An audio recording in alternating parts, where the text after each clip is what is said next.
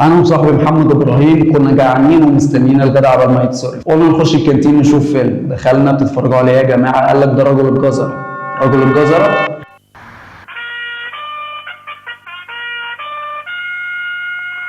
السلام عليكم. الفيلم اللي معانا النهارده هو فيلم عبثي جدا، هو فيلم شوت ام اب او شوت زم اب، بس الامريكان يعني بيحبوا يختصروا تي اتش دي، بتبقى شوت ام اب على طول. ما علينا. اذا بيتكلم عن سيريال كيلر بيقع في سكته بيبي، وبيكتشف ان البيبي دوت في ناس عايزه تقتله او في عصابه عايزه تقتله، فبيمشي ورا الكنوز اللي عماله بتظهر له، وبيستعين ببروستيتيوت اي كي اي ميلك ماشين.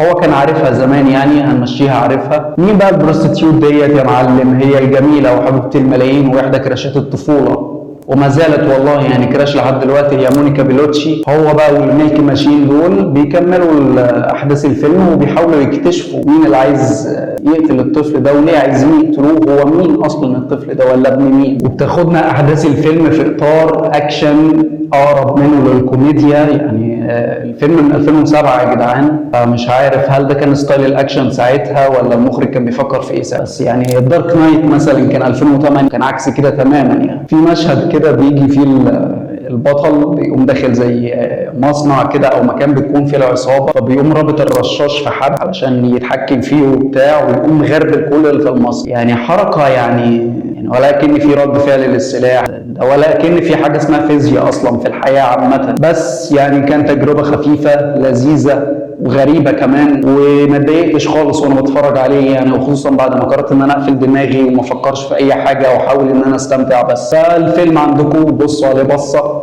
بس يعني يا ريت تبص عليه بصه وانت لوحدك، لان في مشاهد يعني مش ولا بد. الفيلم يعني هنديله تقييم، هنديله البرونز ميدال يعني.